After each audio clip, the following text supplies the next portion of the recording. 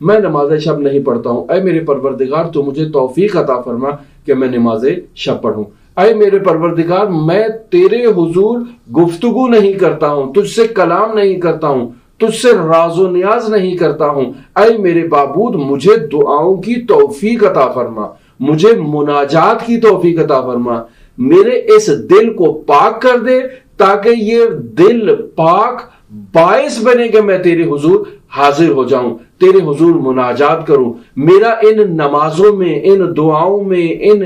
مناجات میں میرا دل لگے، میں تیرے حضور عشق کے ذریعے سے آؤں، چونکہ یہ انسان کے گناہ ہیں جو اسے خداوند متعال کے حضور شرفیاب نہیں ہونے دیتے، چونکہ انسان گنہگار اس طاہر اور پاکیزہ بارگاہ میں نہیں پہنچ سکتے۔ لہٰذا میں خداوند متعال سے آج کے دن یہ دعا کر رہا ہوں کہ اے میرے پروردگار تو مجھے توفیق دے، اگر تیری توفیق شامل حال نہ ہو میں مجلس عزا میں نہیں جاؤں گا، میں حسین کی عزاداری میں نہیں جاؤں گا، مجھے اگر توفیق نہ ہو تو میں واجب نمازیں نہیں ادا کروں گا، میں مستحب نمازیں ادا نہیں کروں گا، میں نماز تہجد نہیں پڑھوں گا، میں اصلا تیری طرف متوجہ ہی نہیں ہوں گا کہ تو میرا خالق ہے، تو نے مجھے خلق کیا ہے، تو نے مجھے اس دنیا میں کسی مقصد کے لیے بھیجا ہے، میں اصلا تیری ذات سے غافل رہوں گا، تیرے بھیجے ہوئے مقرب بندوں سے غافل رہوں گا، انبیاء سے غافل رہوں گا، ائمہ معصومین علیہ السلام سے غافل رہوں گا، کیونکہ میری ذات آلودہ ہے۔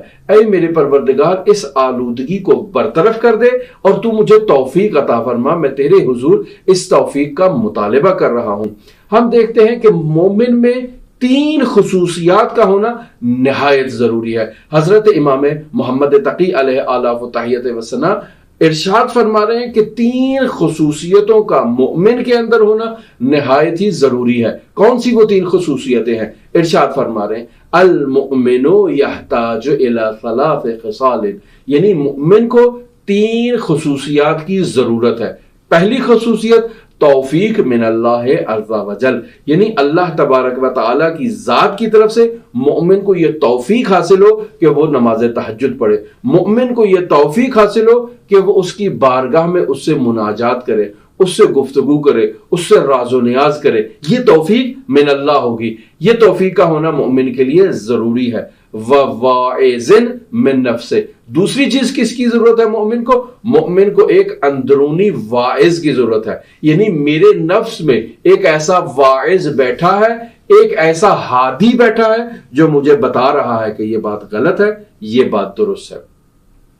یہ ہادی کب بتاتا ہے؟ جب انسان کا وجود گناہوں کی آلودگیوں سے پاک ہو جائے، انسان کا ظرف طاہر ہو جائے، تب انسان کا یہ ہادی بیدار ہو جاتا ہے اور انسان کی ہدایت کرنا شروع کر دیتا ہے، اور گناہوں کی وجہ سے انسان کا یہ ہادی مر جاتا ہے، انسان کا یہ ہادی ایسے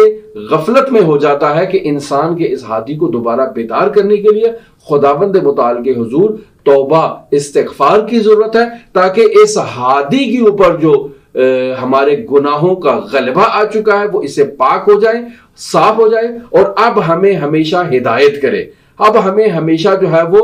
راہ راست کی طرف لے کر چلے۔ لہٰذا واعظ من نفس، انسان کے اندر ایک ایسا واعظ بیٹھا ہے، وہ ہمیشہ اسے خیر کی طرف ہدایت کرتا ہے، وہ ہمیشہ اسے اچھی طرف لے کر جاتا ہے اور بری چیزوں سے انسان کو روکتا ہے اور انسان کو بتاتا ہے کہ یہ کام تمہیں نہیں کرنا چاہیے۔ یہ دوسری خصوصیت۔ تیسری خصوصیت امام محمد تقی علیہ السلام ارشاد فرماتے ہیں وَقُبُولٌ مِّمَّنْ يَنْصَحُهُ، یعنی جو آپ کو کوئی نصیحت کرے، چاہے یہ اندرونی ہاتھی آپ کو نصیحت کر رہا ہے، چاہے بیرونی ہاتھی آپ کو کوئی نصیحت کر رہا ہے، تو آپ اس کی بات کو قبول کریں، اس کی نصیحت پر عمل کریں۔ پس انسان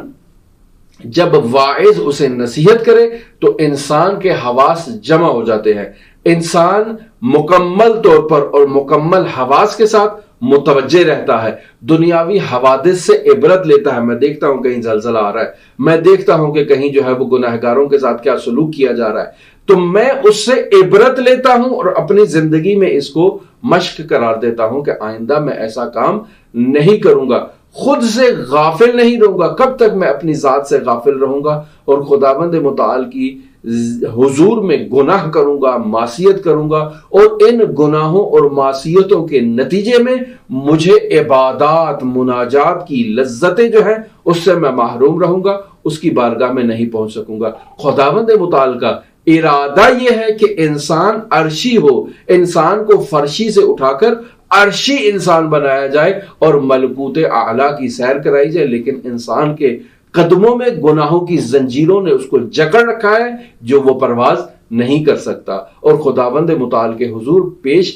نہیں ہو سکتا۔ لہذا خداوند متعال کی توفیق کا ہمارے شامل حال ہونا نہایت ہی ضروری ہے۔ اگر وہ توفیق ہمارے شامل حال نہ ہو تو ہم خسارے میں ہیں، ہم نقصان میں ہیں، اور اس توفیق کے ساتھ ہمیں خداوند متعال کے تحفظ کی بھی ضرورت ہے۔ یعنی خداوند متعال ہمیں توفیق تو عطا کر دی، اب ہم نے خداوند متعال کے حضور اپنے گناہوں کی استغفار اور توبہ کر لیے، لیکن آئندہ کے لیے خداوند متعال کی اس چادر رحمت میں داخل ہونا چاہتے ہیں تاکہ وہ ہماری حفاظت کرے، یعنی آئندہ کسی قسم کے شیطان کو ہمارے نزدیک نہ بھٹکنے دے۔ ہم اندرونی واعظ ہمارا بیدار ہو جائے کہ جب بھی ہمیں شیطان کسی برے کام کی طرف اکسائے تو ہمارا واعظ کہے کہ نہیں یہ بات غلط ہے، اس طرف نہیں جاؤ، یہ اندرونی واعظ ہمیں کہے، اور بیرونی واعظ بھی ہمیں عطا کر کہ جو ہمیں نصیحت کرے اور ہم اس کی نصیحت کو قبول کریں۔ بس جب انسان میں یہ کیفیت آ جائے گی تو انسان کے پاس توفیق بھی ہے اور انسان کے پاس تحفظ از گناہ بھی ہے، یعنی انسان گناہ کو انجام نہیں دے گا۔